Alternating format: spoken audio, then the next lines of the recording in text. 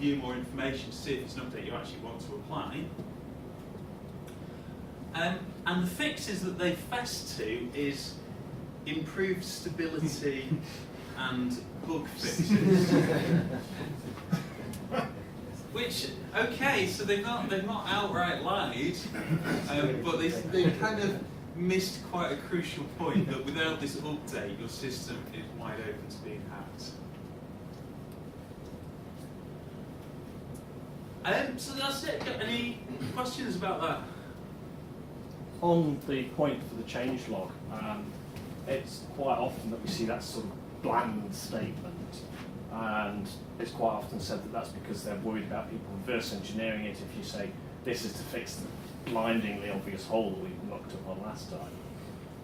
Do you support that view, or do you think that's a crock, and as you say, that it's making people have a false sense of security if they don't apply it? I think if I was into reverse engineering patches, I'd very quickly realise that any vague statement about stability improvements meant it was worth having a look. And any benefits you get there, they're far outweighed by the problem of people who would update if they were told they had to, not updating because you give them a vague message. What do you think it would take for vendors to actually wake up to some other roses and actually securely issue solutions rather than waiting for people like yourselves to show them how poorly insecure they are? That's a very good question. Connected devices come next year. We've got cars driving themselves, we've got drones running around, we've got medical devices with finally jack shape you can hack and kill people with. What's it going to take? Because you've got to make it worth their while. When it comes down to it, they're competing against other companies who aren't putting these measures in place. If it takes them another 2 years to get their product to market and mean they miss the boat, they're not going to do that. Absolutely. That's not saying it's right, but that's the way they look at it. I agree. Yeah, it's the same problem as a lot of kinds of quality. Because I mean, the company that produces, they're not a big company. This is their only real product, and getting it to market quicker makes far more business sense than making it secure. I actually think the strategic solution is nothing to do with the individual product vendors. And the big problem with all desktop operating systems is that when you install a bit of software, you have to give it extensive rights. You have to effectively give it full rights to be you. So they could be malicious, they could have an NSA backdoor, and they could just make a mistake. I'm assuming that this is just a mistake. Now, if they were, sandbox, put in little compartments, what rights would I have given that? Virtually none. So I think that's the solution. But then I guess then your follow-on question would be is, what do we have to do to get operating system vendors to care? Well, I think Microsoft has a moral duty to keep patching it to bed. They're going to stop that next month. I think they've been extended by a year. Oh, they are. Okay. So it's April the 8th for the general public. Oh, do you have to be on a support You contract? can get an extended contract for a period of time. Which is very, very cheap and reasonable. Wouldn't you actually be able to exploit this without any user interaction? Because if you can upload an arbitrary program to an arbitrary location, you could then upload like a MOF file into like the WMI container, which will then automatically get executed by WMI, which would cause it to execute your arbitrary XE system. Don't Well, talk brilliant. to each It's other. the same technique that So we just stop using it. well, yeah, because you need someone to log on though. Yes. With this, it would automatically, Yeah. it would do it automatically. So- It's the same technique that Stuxnet used. Okay, so an MOF file, Yeah, and that a bunch of like Metasploit modules use it. Oh right. Thank you. So you wouldn't need to like click on stuff to open it. Well, I've got your attention. Is there anything else you can do that would improve it? You were talking about like the actual the key, the deploy key. So obviously, like at some point, the device and the X have got to pair, so it's got to be an algorithm that's predictable to generate that key in the first place, because the helper is just an X that you can probably download, and it's going to be the same helper that comes on, you know, for everybody's machine.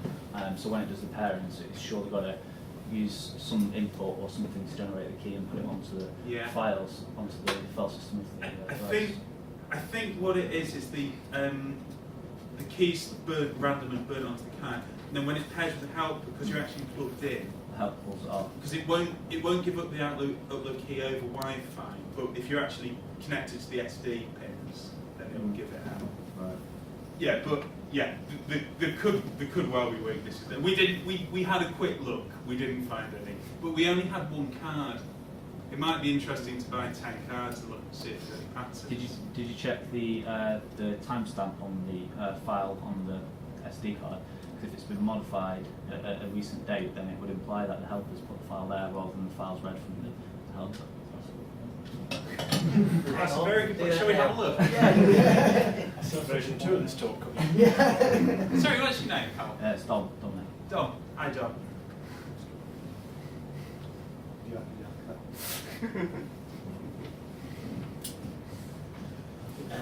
Answer the question about somebody saying about the operating system and just fix it, the roads. What that needs is a nice ecosystem with third-party vendors, like yours, and hopefully that comes up. Yeah, it's very hard for a third-party vendor to say introduce sandbox into an OS. I mean, the most credible thing I've seen is the invisible things in cubes, but it's whether that's something that you're going to have non-technical users running on a laptop. We do least privilege management, which is the corporate wants to lock down what you can and can't do, and that's that, and we're expanding where we tie in with it. It's mainly, obviously, it's corporates that can do that because of the infrastructure to run out and manage your system. But that's where I think things are coming into lockdown systems, so the corporates. So there's people, the reality is, unfortunately, we do have competition, not the protocols. So I think people will be stepping into the help out that kind of thing. Oh, that sounds good. I'm just trying to remember where this file was with the upload key. Sorry, it's a couple of years since I did this research now, so it's good.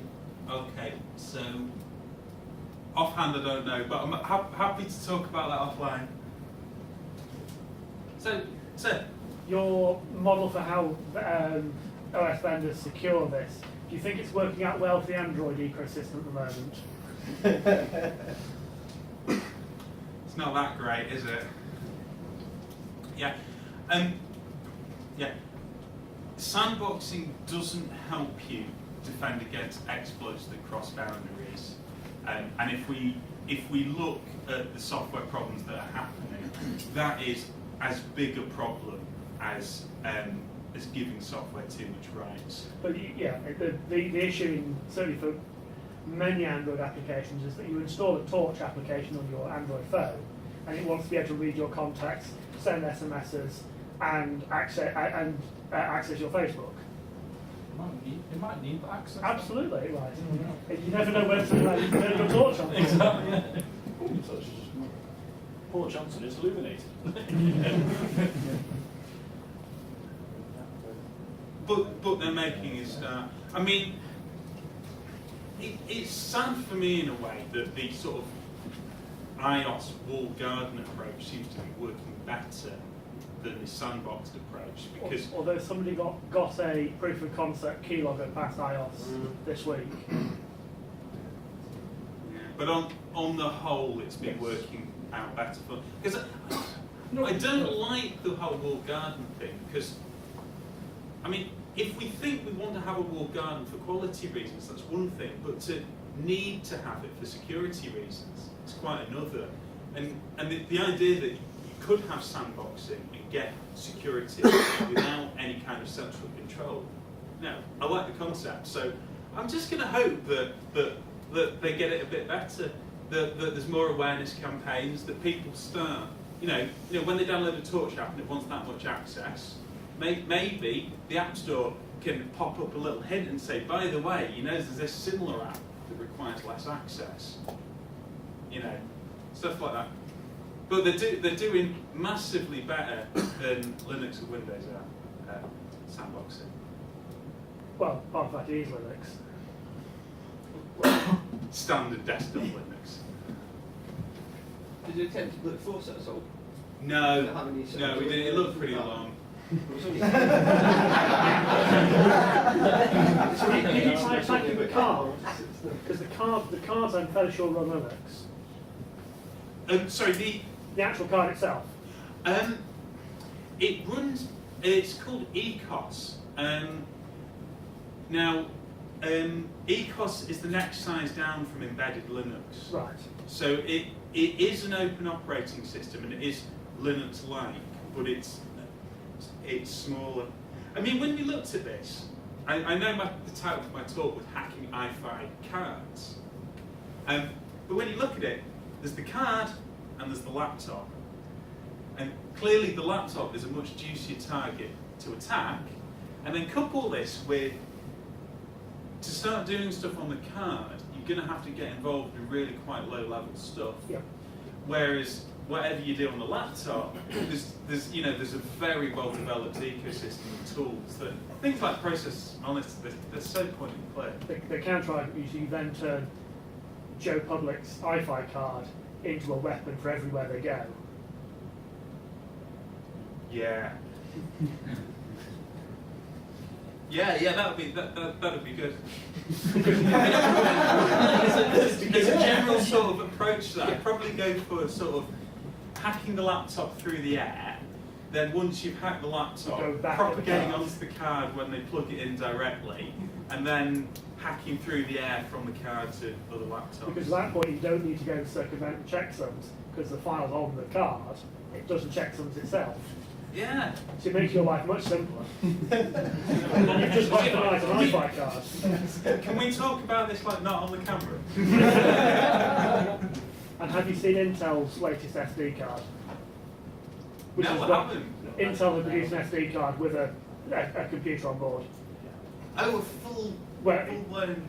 I'm fairly sure it runs, I think it's a Linux thing again, but the intention is for the maker and the maker community. So for people who want to be able to plug an SD card into whatever gadgets they've built, you get control, you get wireless, you get an SD card in SD card form factor. The intention is to kill Arduinos and Raspberry Pi, Yeah. I think. Well, it's the Internet of Things, isn't it? As more and more Yeah. devices become there. So the ECOS actually would be an interesting thing to hack into because everyone knows about Windows and things like that. But that's another market which is yet to be exploited. And I would have thought, if you look at ECOS in detail, it doesn't have defences like DEP or ASLR, and I expect the software is all written in C. There's no interpreted languages, so it's all potentially vulnerable to buffer overruns, and it's probably not hardened against them. So I would have thought, though the research should be harder to do than this kind of thing, it'd be very fruitful. And it's not like embedded devices are doing well at the moment. Yeah. Even scarier thought, can you get this on micro SD cards? You couldn't when I looked.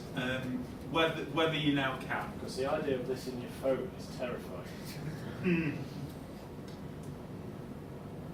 Because I mean, what this is in some ways, it's a bit of a sort of a tactical fix to kind of make a sort of non-smart camera into a smart camera.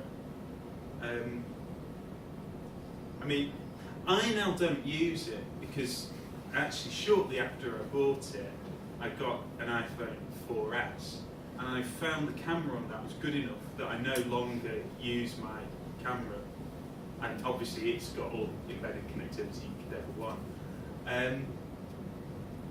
But still, I thought it was pretty damn cool. Yeah, there's another, I think transcended it. Any more? I'd say if you're on Wi-Fi, you're better off going after the router. Somebody did a work, I believe, recently. been the worm that was released in the University of Liverpool, is it? Released a proof of Yeah. concept? Yeah, that's right. Chameleon, I think they call it. And there's the fabulous one that mapped the internet. Yeah. Do some glorious maps of the internet by attacking people's routers. I think one of Linux for, well, using the full fat limit, so what's the Okay, so that's the end of the talk. I think John is just going to come up and just say a few words about Pentest, who bought everyone pizza. Very quick words. Something quick. So, yeah, apparently, because I buy pizza from here, I get 30 seconds. And I'm not going to stand here and say, come work for Pentest, because that would be morally and ethically wrong. But what I was going to say was I've just come back from Austria, and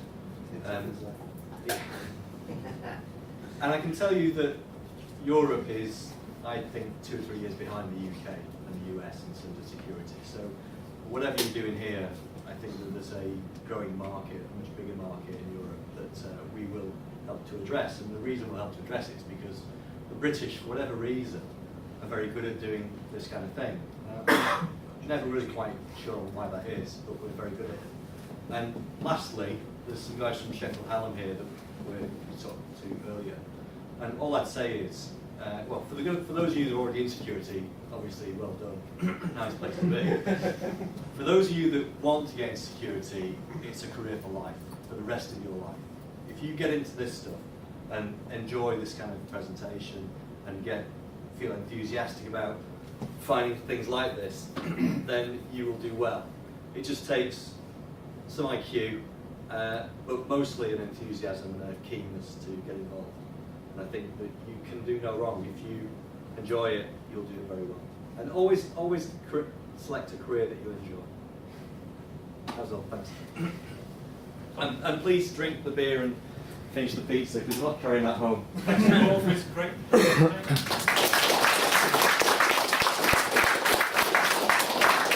A slide in there at one point, which must have gone, to say thank you very much to KPMG for providing this room, and thank you to Pentest for providing the beer and pizza. We have a 5-minute break while Colin gets set up, and